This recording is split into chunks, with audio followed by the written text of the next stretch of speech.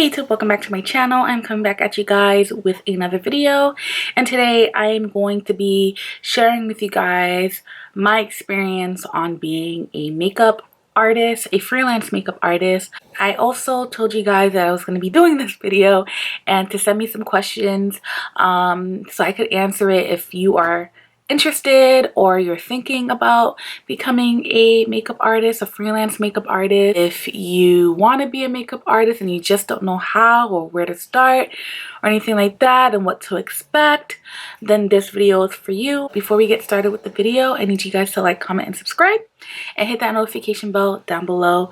So without further ado, let's get on with the video.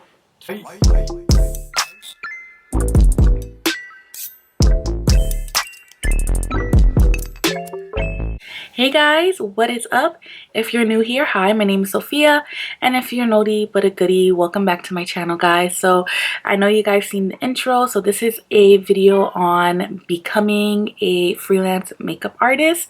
So throughout my time in YouTube, a lot of people have been asking me, how did you get started as a freelance makeup artist? I'm thinking about becoming a makeup artist. Like, what do I do? What's the first step? You know, all these questions about becoming a makeup artist. I also had one subscriber mention she's really into makeup and she really want to use makeup as a second source of income, which that was me in the beginning of my makeup career. I used makeup as my second source of income. So if you guys want to know like this journey of me becoming a makeup artist, then this video is for you. I also have some questions here that people sent me that I have in my phone, so I will be answering them. So let's start with the questions. I'm going to start with answering one of the questions. So one question is, what is a freelance makeup artist? There's different forms of freelance makeup artists. So one form is what I am. So I travel to locations, I travel to people's homes, I travel to photo shoots, venues, production. So that's what typically a freelance makeup is pretty much you're just going to the job and you're working one job from the other. Some people just strictly work from home. Some people set up their freelance business in their home where people come to them, which I think is a really good idea because traveling really does take a toll on you, but you'll get a lot of money with traveling as well. So I'm just putting that out there. So that, or you could freelance for a brand. You're not totally committed to a cosmetic brand, but you freelance. They'll send you to different locations, different stores. You probably educate employees on the brand. So that's a different form of freelance makeup artist. You just, you know, freelance for the brand. You're not totally committed to the brand, but you know, you travel here and there for them. So there's different forms of freelance. So you know, it's up to you which part you want to do. You could do all of it. I used to do all of it. I used to freelance for a brand. I used to have people come over my house and they used to get their makeup done, and I used to travel. So if you want to get more money like that and you are a type of girl that's a hustler, you know, you could do all three. And there's makeup artists that do certain aspects of freelance makeup. So I hope that answers your question. The next question is, what first interested you to makeup? So what first interested me to makeup is, honestly, I'm gonna be really real with you guys. I was never really into makeup. Growing up in high school, I probably wear makeup once in my entire life up to that point, and that was for my prom. So I never really wore makeup before. It wasn't until I got to college and YouTube started becoming a little bit big. I was watching Jackie Aina, I was watching Michelle Phan, I was watching Dulce Candy. So those are the people that I was really watching to learn how to do my makeup, and I started getting influence from there. And then I went to cosmetology school for hair, touched up on skincare, nails, nail care. They touched up on makeup. So when they touched up on makeup, I was kind of interested because I was watching the YouTube channel. I thought it was so cool that I started playing around with makeup when I was in cosmetology school. So whenever they had like shows thrown by the students in makeup in the cosmetology school that I was in, I used to participate. I used to do hair and makeup. So, but I wasn't like, you know, I don't know, I was just playing around with it. It wasn't like, oh my god, you're a makeup artist. Like, I wasn't really like, you know. So that's what I was doing. I was just playing around with it. It wasn't until I graduated from cosmetology school where there was a really big need for hairstylists and makeup artists. So a lot of people like to hire somebody that just knows how to do both hair and makeup. So I was like, all right, you know what, since that's the case, then let me just start watching a lot of YouTube videos and practice on myself and practice on my sisters, and usually with type of makeup that people wanted during that time. I was doing a lot of production. I was doing a lot of fashion week and stuff like that. Like, they don't want over the top makeup like it is today. It was just very subtle makeup, like how you see my face look like, but this right here is a lot. So they just wanted, like, you know, a little dab of whatever. So literally I didn't know what I was doing, but I did it. Like, I was doing it. So yeah, so that's how I started you know, dabbing into makeup. And then I started working in a salon, and I was just blowing out hair. Like, that was just like a dry bar. It was like a dry bar in Williamsburg. I was working there, and then I was just like, I can't stand hair. I'm not a hair person. So I strictly focus on makeup, and I kind of just honed my skills in makeup. So yeah, so that's how I started, just practicing on my sisters and family members. I wasn't charging anybody at the time. I just wanted to practice, and then when I felt comfortable taking in outside people, I was charging $35, guys. $35 a face, and that was like back in 2011, 2012. So that's what I was charging at the time. I was charging like $35 for a full face of makeup, whatever you wanted. These people knew that I was practicing, so the $35 was like literally courtesy of me using product on you, and you know, whatever. But that's what I did. That's how I started doing makeup. So what is the first thing you did to become a makeup artist? The first thing that I did to become a makeup artist was pretty much researching. So I did my research, I educate myself, I put myself out there. So there's a lot of people that wants to become a makeup artist, but you know, are afraid to put themselves out there. Don't. Just put yourself out there and just go. My advice is to start out working with a cosmetic brand.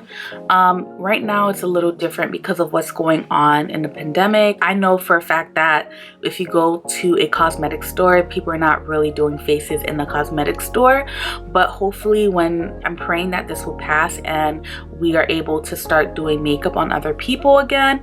But once that's established, when that happens, I think you guys should go and work with a cosmetic brand. And the reason why I say that is because I learned a lot from working in a cosmetic brand. I learned about makeup.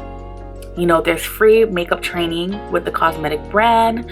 You get gratuses, so that will help with your makeup kit. So gratis is free makeup. So I got that a lot. And not only that, but you get to be in the presence of other makeup artists. So there's different skills levels of makeup artists in the cosmetic field, or if you're in retail cosmetic. So you can literally pick the brains out of everybody. And that's what I did when I was working in a cosmetic brand. My first cosmetic brand or counter I was working in was Impulse Beauty and Macy's. That was like my first makeup job ever. ever. And our counter was right next to MAC at the time. My counter was right next to MAC at the time, and at that time MAC used to be huge. Everybody wanted to work in MAC. Everybody wanted to be a MAC girl. So literally, I don't know, it probably creeped them out. But I used to watch them, like literally every time they had somebody in their chair, I used to watch them and I used to pick up their techniques. And then when somebody asked to get their makeup done, I was like, I could do whatever that they did in their counter. I pretty much mimic or try to mimic on the client that I had in the chair. That really helped a lot, just watching people that just do makeup. And it's a different type of vibe when you watch somebody in person than you do in video. That will help you, and you get to like do makeup on people with different skin tones, with different facial structures, with different eye shapes. That will definitely help you with, you know, your makeup artistry. So I always recommend somebody to start off in a retail makeup field. That would definitely help you out tremendously. Did you take any classes or certification, and if so, where? So I mentioned before, I did go to cosmetology school. I went to Empire Beauty School. So I am a licensed cosmetologist. Being a makeup artist in New York State anyways, you don't need any certifications. Check what the requirements in your state, but I feel like most states don't require a license or certification. So you don't really need that to become a makeup artist. But it's good to have a cosmetology license. It's good to have an esthetician's license, just so you can have that. So I don't know, sometimes if you are interested in doing brands, like working for a big brand, and if you have that in your belt, that would be great. I know Anastasia Beverly Hills, she hires people who has an esthetician's license if you're interested in working for that brand. I know that Benefit, they require you to have an esthetician's license if you want to work for that brand. Some brands require you to have some type of license, like cosmetic license, and some brands you just, you know, you just come in if you have like that general knowledge of makeup. So yeah, or if you just work on your own, you really don't need it. I'm just saying. But like if you want to do like big stuff, like productions, like, you know, like productions, you know, movie sets, videos and stuff like that, they ask you if you are licensed, and it's good to have something like that in your belt. But normally you really don't need a license or certification to do makeup. So I'm just letting you know. Somebody asked me if would you take classes from another makeup artist, and the answer is yes. You know, with makeup is always changing. There's always different techniques, and everybody has different ways of doing makeup. And you know, I'm telling you, when you see another makeup artist do somebody else's makeup in person, it's a different type of vibe and feeling than just watching it on camera. I remember when I used to work for Morphe, and one of the trainers, the makeup trainers from Morphe, used to come in stores, and you should just sit there or just stand there and just watch that artist do what they do. It's just a different type of vibe, and you can ask whatever question that you want and you'll get the answer right there in the spot. So if there's like a, let's say if there's like a really big popular makeup artist that's in your area, and she's hosting a one-on-one class or a makeup class, I say do it. Why not? You know, if this is your business, this is something that you need to invest in. There's always makeup artists that's doing classes. I also do classes as well. So you always want to make sure that you're up to date with trends, makeup trends, and beauty trends, whatever. Now the makeup trend is skin, like glowy skin, a lot of soft glam type looks. That's the trend right now that I see. Everybody's really into skin. A year or two ago, it was all about bold eyes, colorful eyes, and stuff like that. So I really like today's trend right now. The trend is really like like all about skin, all about glowy skin and, you know, bronzy eyes. So a lot of my clients ask for that. So always want to keep up with the trends and stuff like that. How did you build your kit and how long did it take? So how I built my kit is, I did mention that I started off working in a cosmetic brand. Whatever gratis that I got, I threw it in a kit. I pretty much got a discount. I had like 30% off on makeup. So I used my discount on a lot of the makeup. I had a lot of beauty friends, like makeup artist friends that also worked in different counters, and I would use their discount or, you know, we'll swap gratises or whatever like that. So that's how I built my kit at first. I also have a cosmetologist license, so I do get stuff discounted, but I know that for a fact that with makeup brands, like some makeup brands, the requirements to get a discount, like a makeup discount, if you're a makeup artist, is pretty, like, you know, easy to do. Like MAC Pro discount cards, it's pretty easy to get. So if you're not certified, you could definitely try and get a MAC Pro card. You could definitely do that. NARS have it. NARS is pretty hard to get, but if you're certified and stuff like that, you definitely could get it. The Nessa Merrick's, like Urban Decay, they all have like some type of pro card. Even NYX have pro cards, and imagine having a pro card from NYX and they're so affordable already, and then you have like a 40% discount on top of that. That would definitely help. So some of the brands definitely do not need to be certified. You just have to do your research. But I know for sure that for MAC, you don't need to be certified. I think you need a professional website and then you're good to go. I would say like the first 6 months to a year is always the hardest for an upcoming makeup artist because you're building your kit. So because you have to invest back into your kit. So every time you do somebody's makeup, you're putting that money back into your kit because you're buying something for your kit.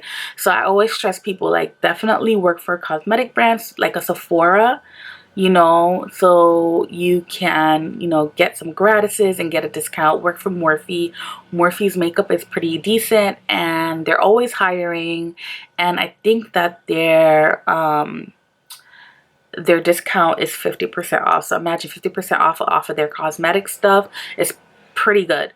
So I always stress people to do that, even if it's like working twice a week. Like, who cares, you know? Build your kit and then dip. How to promote yourself.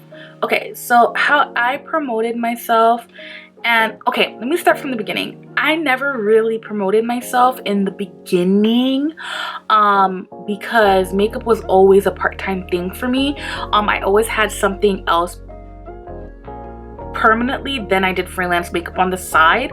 So it was literally at first word of mouth. It wasn't until 2018 or 17, it was between those two, that I really took my artistry seriously, where I was like, all right, let me make some business cards. Let me start posting people on Instagram, because I wasn't really doing that. Like literally I was like a secret. Some of my clients from around that time, they used to be like, how come you don't post your stuff? Like, you're so good, da da da da. And I kind of regret that now. I wish I did that at the time, but I was, you know, at that time I was so private. I was like a private person. Like, it never crossed my mind to do that.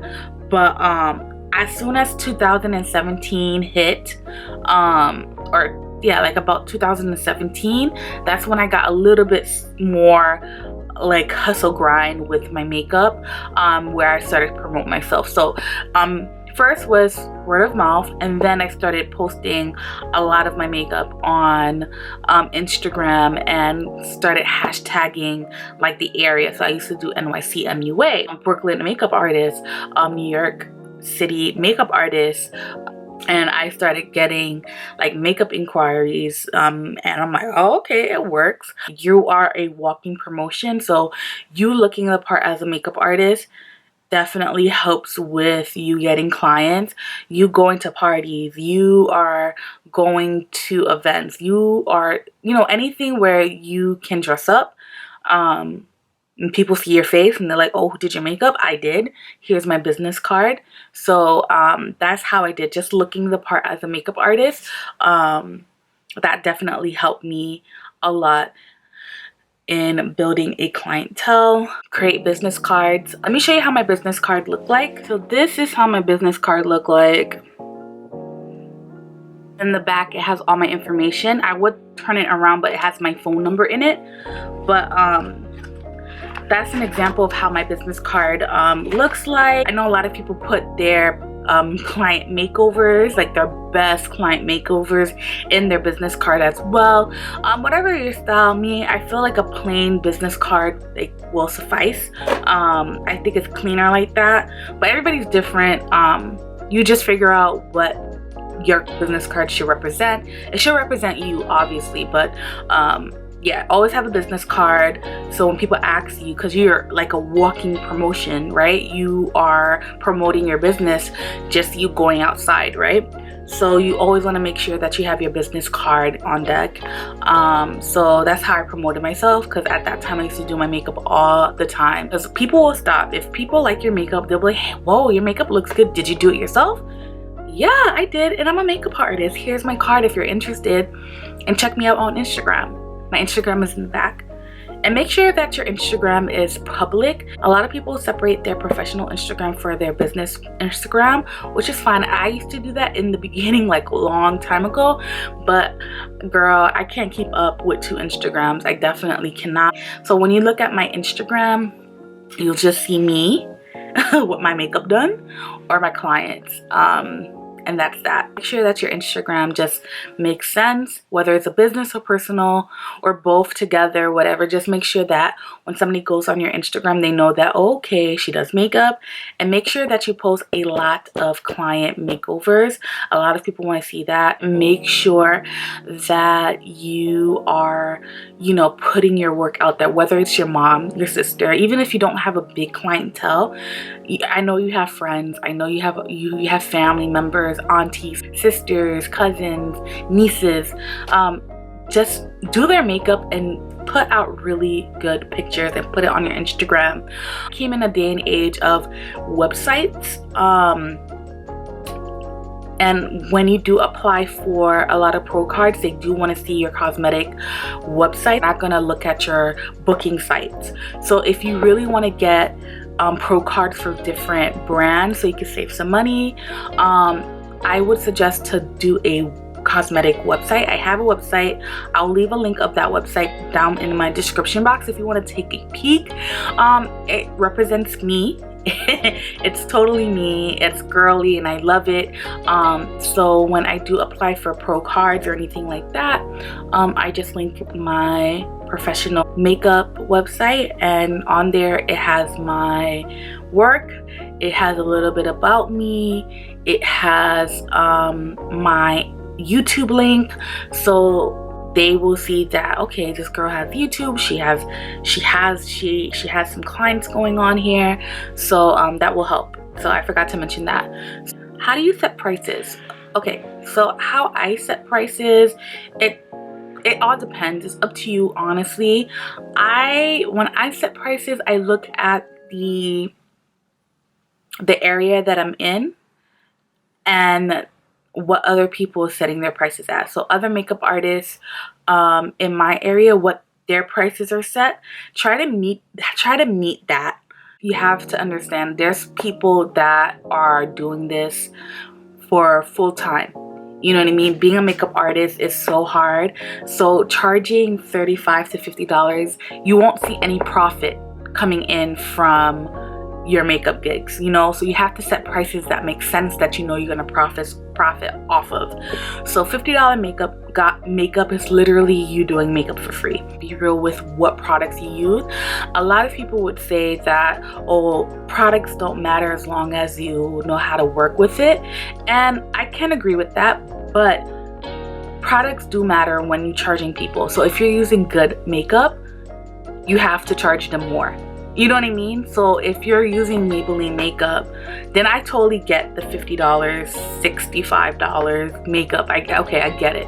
But if you're using MAC, NARS, if you're using Becca, if you're using Too Faced, you know, if you're using higher end Chanel, Armani and stuff like that, you have to charge more, because you're you know, using expensive makeup. So that also plays a factor. I could say that my kit is built off of high-end and low-end cosmetic stuff in it. And I do have a what's in my makeup kit, so if you guys want to check it out and see what it is, definitely check that out. But I charge accordingly to what I have in my kit and how much money I put into my kit. So that takes a factor as well, because makeup ain't cheap and makeup expires, so you always have to update your makeup. So you know, that plays a factor, and you have to keep that in mind. Your makeup always has to be sanitized, and that costs money to keep your makeup sanitized. So you have to sit down and come up with your budget, because it has to make sense. You can't charge $50 with makeup and then you're not making a profit out of it. You won't make a profit out of makeup. What do you do when a potential client tries to negotiate your prices? So I used to get that a lot when I first started, or you know, back in the days when I used to do makeup and when I was slowly raising up my prices. And I used to be like, okay, well, whatever, you know, I'll just do it for whatever you say you want to get it done for. But you're doing a disservice for yourself. Makeup is a business, and if you don't respect your prices, then what's the whole point of it? Your prices is your prices. If they don't like your prices, then they could go to somebody else. Don't try to compromise your prices for anybody else. That person came to you because that person liked how you do makeup. That person definitely saw your work and came to you. Now this is your price, and that's that. Don't ever negotiate prices. That's just what it is. If you go with that type of mindset, then you should be fine. There's no negotiation, and you don't need to be mean about it or anything like that. Be like, oh no, that's the prices. There's no negotiation. My prices are set, and that's just what it is. And you could be really nice about it, and you know, people will respect that, because you're a businesswoman or a businessman, and you know, when you're running a business, you have to set boundaries and you have to set the ground rules. And the ground rules is that's your prices. I don't do specials. I don't do none of that. My prices are my prices all year round. And that's that. Okay, so another question: have you ever dealt with any challenges / difficult clients? And if so, what are tips you would give to handle those type of clients?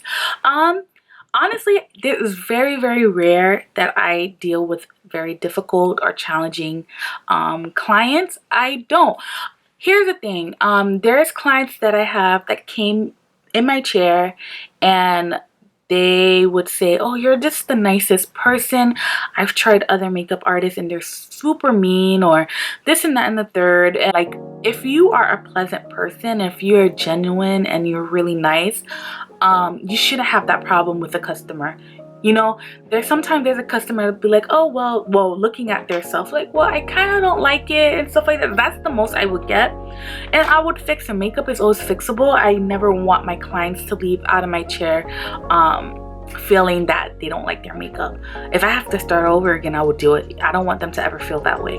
You know what I mean? I truly respect my clients, and I love all my clients, and I show them respect, and I treat them with kindness, and that's just the type of person that I am. 90% of my clients are my friends, and I truly believe it. After they get out of my chair, they become my friends. So that's how I do things. I don't know how other people do things, but I treat my clients with the utmost respect, and they get that vibe off of me, and you know, that's how you build your clientele. You know, you always want to be respectful. Once you have that type of mindset, you know, everything should be fine. And if they have any critiques, or if they want you to add anything or anything like that, don't take anything personal. Makeup is super, super flexible. Anything is changeable when it comes to makeup. Just take it as a grain of salt and just do it. I never take anything personally. This is what they want. It's all about them. If they don't like something, you know, change it. They will ask for your opinion. Do you like it? Of course, I'm gonna say yeah, I like it because I did it. But I'll be like, yeah, I like it, but if you don't feel comfortable with this lip color, we could change it. I have so many lip colors here with me. Like, you know, we'll pick the right shade if you're not feeling this red, if you're not feeling this pink, if you're not feeling this nude. You know what I mean? If you have a positive attitude, you shouldn't have a difficult client, in my opinion. You know that saying, kill them with kindness? That's what I do. And I'm always kind anyway, so you know, having that pleasant attitude, it just changes the game, I'm telling you. So just always be kind. That's all I have to say. That's pretty much it with the questions. I hope I answered everything. I hope this video was very helpful. Just let me know if there's any questions or any video suggestions that you want to see next, and I will definitely get that video out there for you guys. So I'll see you guys in a few days with another video. Bye guys.